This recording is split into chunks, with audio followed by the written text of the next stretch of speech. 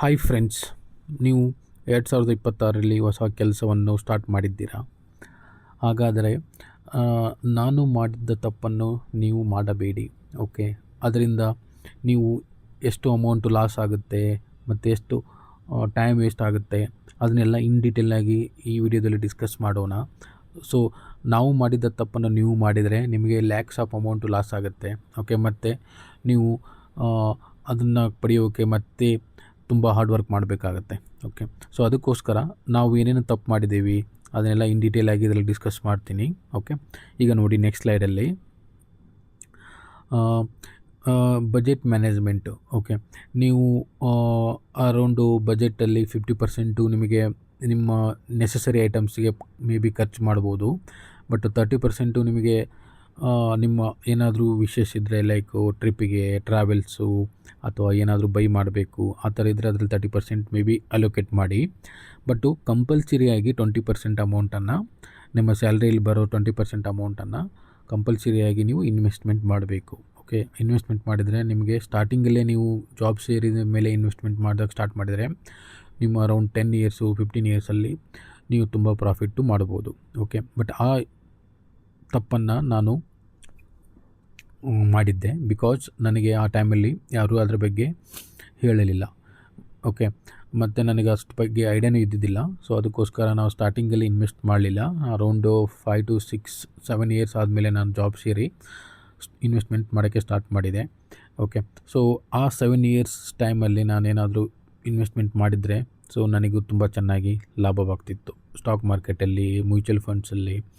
So ಇದೆಲ್ಲ ನೀವು long ಟರ್ಮಲ್ಲಿ ಎಷ್ಟು ಇನ್ವೆಸ್ಟ್ ಮಾಡ್ತೀರಾ ಅಷ್ಟು ಪ್ರಾಫಿಟ್ ಸಿಗುತ್ತೆ. ಸೊ ಅದಕ್ಕೋಸ್ಕರ ನೀವು ಜಾಬ್ ಸೇರಿದ ಮಂತಲ್ಲೇ ನೀವು ಆ ಇನ್ವೆಸ್ಟ್ಮೆಂಟನ್ನು ಸ್ಟಾರ್ಟ್ ಮಾಡಿ.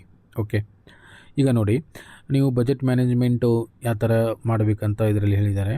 ಓಕೆ, ಮತ್ತು ನೀವು ಈ ಆ್ಯಪ್ಸನ್ನು ಯೂಸ್ ಮಾಡಿಕೊಂಡು ನೀವು ಇದರಲ್ಲಿ ಟ್ರ್ಯಾಕ್ ಆಗ್ತಾ ಇರುತ್ತೆ. ನೀವು ಎಷ್ಟು ಪರ್ಸೆಂಟು ನಿಮಗೆ ಹೌಸ್ ರೆಂಟು ಮತ್ತು ನೆಸಸರಿ ಐಟಮ್ ಖರ್ಚಾಗಿದೆ, ನಿಮ್ಮ ವಿಶೇಷಕ್ಕೆ ಎಷ್ಟು ಪರ್ಸೆಂಟ್ ಖರ್ಚಾಗಿದೆ, ಇದೆಲ್ಲ ನಿಮಗೆ ಇನ್ ಡೀಟೇಲಾಗಿ ಈ ಆ್ಯಪಲ್ಲಿ ಟ್ರ್ಯಾಕ್ ಮಾಡಿ ಇನ್ ಡೀಟೇಲಾಗಿ ನೀವು ಇನ್ಫಾರ್ಮೇಷನ್ನ ನೋಡ್ಬೋದು.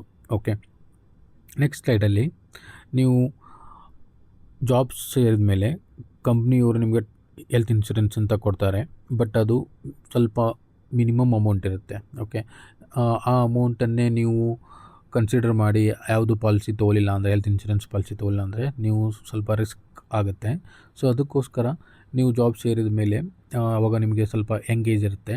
ಸೊ ನೀವು ಜಾಬ್ ಸೇರಿದಾದಮೇಲೆ 6 ಮಂತ್ಸು ಅಥವಾ ಇಮಿಡಿಯೇಟಾಗಿ ನೀವು ಒಂದು ಸಪ್ರೇಟಾಗಿ health insurance, at least basic coverage health insurance ತೊಗೊಂಡ್ರೆ ನಿಮಗೆ ಆಫ್ಟರ್ ಲಾಂಗ್ ಟೈಮ್ ನೀವೇನಾದರೂ ಮತ್ತೆ ಪ್ಲ್ಯಾನ್ ಮಾಡ್ತಾಯಿದ್ರೆ ಹೆಲ್ತ್ ಇನ್ಶೂರೆನ್ಸ್ ತೊಗೊಳಕ್ಕೆ, ಆವಾಗ ನೀವು ತುಂಬ ಪೇ ಮಾಡಬೇಕಾಗತ್ತೆ.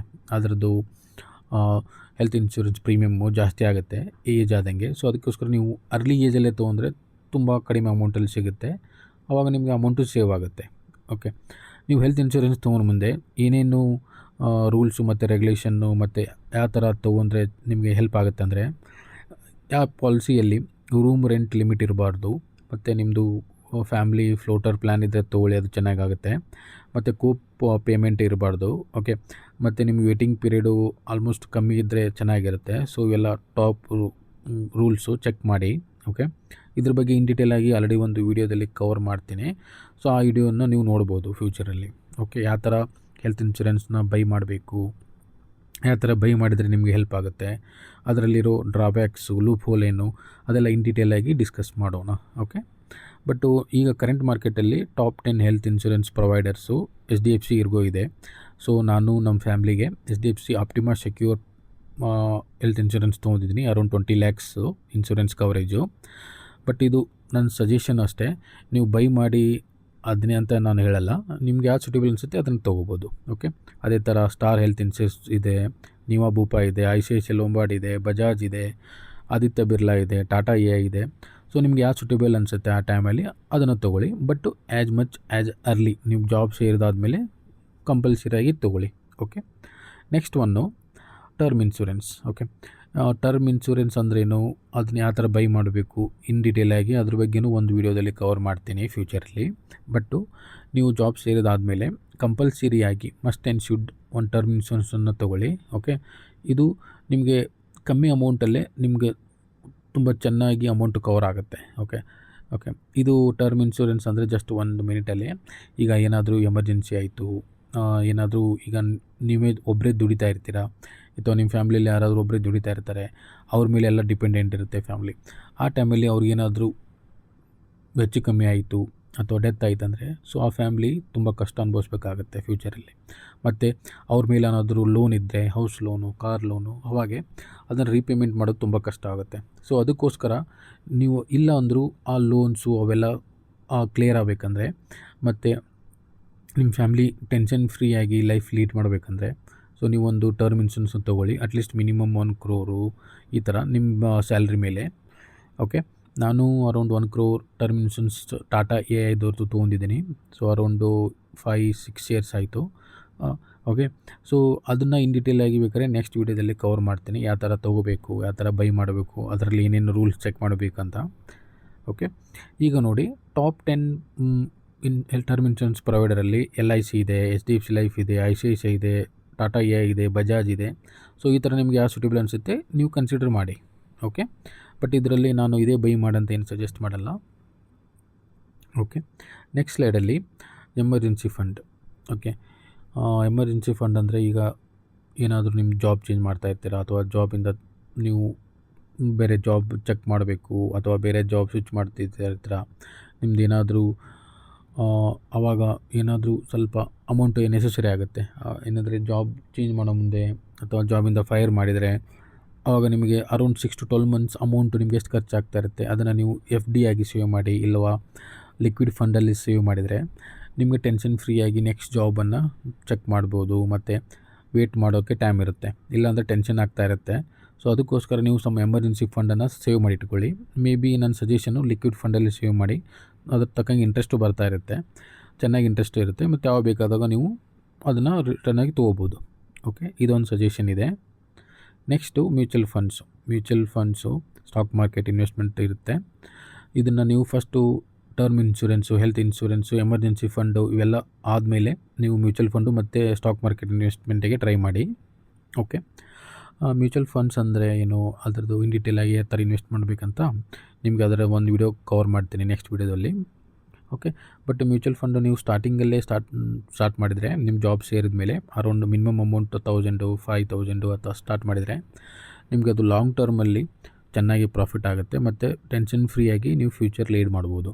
ಓಕೆ, ಸೊ ಇದು ಟಾಪ್ ಮ್ಯೂಚುವಲ್ ಫಂಡ್ಸ್ ಪ್ರೊವೈಡರಲ್ಲಿ ಪಾರಿಕ್ ಇದೆ, ಕ್ವಾಂಟ್ ಇದೆ, ನಿಪಾನ್ ಇದೆ, ಸ್ಪೇಸ್ ಸ್ಮಾಲ್ ಕ್ಯಾಪ್ ಇದೆ ಮತ್ತು ಅದರ್ ಮ್ಯೂಚುವಲ್ ಫಂಡ್ಸ್ ಇದೆ. ನೀವು ಚೆಕ್ ಮಾಡಿ ಮಾರ್ಕೆಟಲ್ಲಿ ಯಾವ್ದು ಚೆನ್ನಾಗಿದೆ ಮತ್ತು ನಿಮ್ಗೆ ಯಾವ ಸೂಟೇಬಲ್ ಅನಿಸುತ್ತೆ ಅದರಲ್ಲಿ ಟ್ರೈ ಮಾಡ್ಬೋದು. ಇದು ಇನ್ವೆಸ್ಟ್ಮೆಂಟು. ಓಕೆ, ಅದೇ ಥರ ನೆಕ್ಸ್ಟು ಡೈರೆಕ್ಟಾಗಿ ಸ್ಟಾಕ್ ಮಾರ್ಕೆಟ್ ಇನ್ವೆಸ್ಟ್ ಮಾಡಬೇಕಂದ್ರೆ ಮತ್ತು ನಿಮ್ಗೆ ಅದ್ರ ಬಗ್ಗೆ ನಾಲೆಜ್ ಇದ್ದರೆ ನೀವು ಡೈರೆಕ್ಟಾಗಿ ಇನ್ವೆಸ್ಟ್ಮೆಂಟ್ ಮಾಡ್ಬೋದು. ನನ್ನ ಸಜೆಷನ್ನು ಸ್ಟಾರ್ಟಿಂಗಲ್ಲಿ ಬ್ಲೂ ಚಿಪ್ ಕಂಪ್ನಿಯಲ್ಲಿ ಇನ್ವೆಸ್ಟ್ಮೆಂಟ್ ಮಾಡಿ, ಲಾರ್ಜ್ ಕ್ಯಾಪ್ ಬ್ಲೂ ಚಿಪ್ಪಲ್ಲಿ. ಸೊ ಅದಕ್ಕೆ ಟಾಪ್ ಯಾವ 10 ಇಂಡಿಯಾ ಬ್ಲೂ ಚಿಪ್ ಕಂಪ್ನಿ ಇದೆ ಅದನ್ನೆಲ್ಲ ಚೆಕ್ ಮಾಡಿ ಮಾರ್ಕೆಟಲ್ಲಿ. ಮತ್ತು as for that Reliance industry ಇದೆ, TCS, Infosys, HDFC bank, ICICI bank, HUL, ITC ಈ ಥರ ಟಾಪ್ ಮ್ಯೂಚುವಲ್ ಫಂಡ್ಸು ಇನ್ವೆಸ್ಟ್ ಮಾಡಿರ್ತಾರೆ ಬ್ಲೂ ಚಿಪ್ ಕಂಪ್ನಿಯಲ್ಲಿ. ಅದನ್ನು ಚೆಕ್ ಮಾಡ್ಕೊಳ್ಳಿ, ನಿಮ್ಗೆ ಯಾವ ಸೂಟೇಬಲ್ ಅನಿಸುತ್ತೆ ಇನ್ವೆಸ್ಟ್ಮೆಂಟ್ ಮಾಡಿ. ಇದು ತುಂಬ ಚೆನ್ನಾಗಿ ಪ್ರಾಫಿಟ್ ಆಗುತ್ತೆ. ನೀವು ಎಷ್ಟು ಲಾಂಗ್ ಟರ್ಮಲ್ಲಿ ಇನ್ವೆಸ್ಟ್ಮೆಂಟ್ ಮಾಡ್ತಾಯಿರ್ತೀರ, ಎಷ್ಟು ಅರ್ಲಿ ಸ್ಟಾರ್ಟ್ ಮಾಡ್ತಾಯಿರ್ತೀರ ಅಂದರೆ ನೀವು ಜಾಬ್ ಸೇರಿದಾದಮೇಲೆ ಸ್ಟಾರ್ಟ್ ಮಾಡಿದರೆ ಇದು ನಿಮಗೆ ತುಂಬ ಲಾಭವಾಗುತ್ತೆ. ಯಾಕಂದರೆ ನಾನು ಜಾಬ್ ಸೇರಿ ಸ್ಟಾರ್ಟ್ ಮಾಡಲಿಲ್ಲ, ಆ ತಪ್ಪನ್ನು ನೀವು ಮಾಡಬೇಡಿ. ಸೊ ನನಗೆ ಅದು ಲ್ಯಾಕ್ಸ್ ಆಫ್ ಅಮೌಂಟು ಲಾಸ್ ಆಗಿದೆ. ಓಕೆ, ಸೊ ಅದಕ್ಕೋಸ್ಕರ ನೀವು ಎಷ್ಟು ಜಲ್ದಿ ಸ್ಟಾರ್ಟ್ ಮಾಡ್ತೀರಾ, ಎಷ್ಟು ಟೈಮ್ ಕೊಡ್ತೀರಾ ಮಾರ್ಕೆಟಿಗೆ, ಅಷ್ಟು ತುಂಬ ಲಾಭವಾಗುತ್ತೆ. ಓಕೆ, ನೆಕ್ಸ್ಟ್ ಒನ್ನು ನೀವು ಟ್ಯಾಕ್ಸಿಂದ ಉಳಿಸ್ಬೇಕಂದ್ರೆ ನೀವು PPF ಮತ್ತು BPFಲ್ಲಿ ಇನ್ವೆಸ್ಟ್ಮೆಂಟ್ ಮಾಡಬೇಕು. ಓಕೆ, ಮತ್ತು ನಿಮ್ಮದು ಹೆಲ್ತ್ ಇನ್ಶೂರೆನ್ಸ್ ಬೈ ಮಾಡಿದರೆ ಸೆಕ್ಷನ್ Dಯಲ್ಲಿ ಟ್ಯಾಕ್ಸ್ ಉಳಿಯುತ್ತೆ. ಮತ್ತು ಮ್ಯೂಚುವಲ್ ಫಂಡಲ್ಲಿ ಇನ್ವೆಸ್ಟ್ಮೆಂಟ್ ಮಾಡಿ, NPSಸು, ಹೋಮ್ ಲೋನು ಮತ್ತು ಸುಕನ್ಯಾ ಸಮೃದ್ಧಿ ಯೋಜನೆ ಇವನ್ನೆಲ್ಲ ನಿಮಗೆ ಟ್ಯಾಕ್ಸ್ ಉಳಿತಾ ಇರುತ್ತೆ ಈ ಸ್ಕೀಮಲ್ಲಿ. ಇದನ್ನು ನೀವು ಚೆಕ್ ಮಾಡಿ. ಇವನ್ನೆಲ್ಲ ಇನ್ ಡೀಟೇಲ್ ಆಗಿ ಈಚ್ ಆ್ಯಂಡ್ ಎವ್ರಿ ಸೆಕ್ಷನನ್ನು ನಾನು ಸಪ್ರೇಟ್ ವಿಡಿಯೋ ಮಾಡಿ ಲೈವ್ ಆಗಿ ತೋರಿಸ್ತೀನಿ. ನಾನು ಯಾವ ಥರ ಇನ್ವೆಸ್ಟ್ಮೆಂಟ್ ಮಾಡಿದೆ, ನಾನು ಯಾವ ಥರ ಯಾವ ಪಾಲಿಸಿ ಬೈ ಮಾಡಿದ್ದೀನಿ, ಎದಕ್ಕೆ ಬೈ ಮಾಡಿದ್ದೀನಿ ಅಂತ. ಓಕೆ, ನೆಕ್ಸ್ಟ್ ವಿಡಿಯೋದಲ್ಲಿ. ಸೊ ಮತ್ತು ನೆಕ್ಸ್ಟ್ ಒನ್ನು, ಈಗ ನಾರ್ಮಲ್ಲಾಗಿ ಎಲ್ಲರೂ ಕ್ರೆಡಿಟ್ ಕಾರ್ಡ್ ತೊಗೊತಾರೆ. ಓಕೆ, ಜಾಬ್ ಸೇರಿದಾದಮೇಲೆ ಬೈ ಡಿಫಾಲ್ಟಾಗಿ ಕ್ರೆಡಿಟ್ ಕಾರ್ಡ್ ತೊಗೊತಾ ಇರ್ತಾರೆ. ಸೊ ಅದಕ್ಕೆ ಅದು ಒಮ್ಮೆ ಹೆಲ್ಪ್ ಆಗುತ್ತೆ, ಒಮ್ಮೊಮ್ಮೆ ಮಿಸ್ಯೂಸ್ ಆಗ್ತಾ ಇರುತ್ತೆ. ಸೊ ಅದಕ್ಕೋಸ್ಕರ ನೀವು ಏನಾರ ಕ್ರೆಡಿಟ್ ಕಾರ್ಡ್ ಬಿಲ್ಲು ಆ ಥರ ಎಲ್ಲ ಇದ್ದರೆ ಫಸ್ಟ್ ಕಂಪಲ್ಸರಿ ಅದನ್ನು ಪೇ ಮಾಡಿ. ಮತ್ತು ಯಾವುದಾದ್ರೂ ಲೋನ್ ಅಮೌಂಟು ಭಾಳ ಇಂಟ್ರೆಸ್ಟ್ ಇದ್ದರೆ ಸೊ ಅದನ್ನು ಪೇ ಮಾಡಿ. ಅದಾದಮೇಲೆ ಇನ್ವೆಸ್ಟ್ಮೆಂಟ್ ಪರ್ಪಸ್ಗೆ ಸ್ಟಾಕ್ ಮಾರ್ಕೆಟು, ಮ್ಯೂಚುವಲ್ ಫಂಡನ್ನು ಟ್ರೈ ಮಾಡಿ. Okay, must and should first credit card bills ಯಾವುದಾದ್ರೂ ಲೋನ್ ಇದ್ದರೆ ಅವನ್ನೆಲ್ಲ ಪೇ ಮಾಡಿದಾದಮೇಲೆ ಇನ್ವೆಸ್ಟ್ಮೆಂಟೇ ಟ್ರೈ ಮಾಡಿ. ಇಲ್ಲಾಂದರೆ ಅದು ತುಂಬ ರಿಸ್ಕ್ ಆಗುತ್ತೆ ಫ್ಯೂಚರಲ್ಲಿ.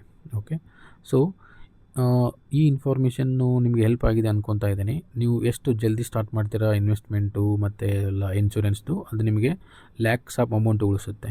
ಓಕೆ, ಸೊ ಇದು ನನ್ನ ಮೈ ಓನ್ ಎಕ್ಸ್ಪೀರಿಯೆನ್ಸು. ಅದಕ್ಕೋಸ್ಕರ ಇವೆಲ್ಲ ಫಾಲೋ ಮಾಡಿ, ನಿಮಗೆ ತುಂಬ ಹೆಲ್ಪ್ ಆಗುತ್ತೆ.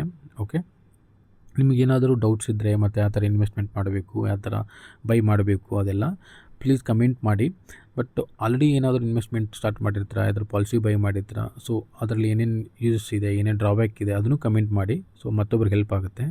ಓಕೆ, ಸೊ ನಾನು ಯಾವ್ದು ಮೆನ್ಷನ್ ಮಾಡಿದ್ದೀನಿ, ಸೊ ನೆಕ್ಸ್ಟ್ ವೀಡಿಯೋದಲ್ಲಿ each and every investments policy ಬಗ್ಗೆ ಇನ್ ಡೀಟೇಲ್ ಆಗಿ ಕವರ್ ಮಾಡ್ತೀನಿ. ಓಕೆ, ಸೊ ಈ ಇನ್ಫಾರ್ಮೇಷನ್ ನಿಮಗೆ ಹೆಲ್ಪ್ ಆಗಿದೆ ಅಂತ ಅಂದ್ಕೊತಾ ಇದ್ದೀನಿ. ಸೊ ಹೆಲ್ಪ್ ಆಗಿದ್ದರೆ please subscribe my YouTube channel. ಮತ್ತು ನೆಕ್ಸ್ಟ್ ವೀಡಿಯೋದಲ್ಲಿ ಸಿಗೋಣ. Thank you.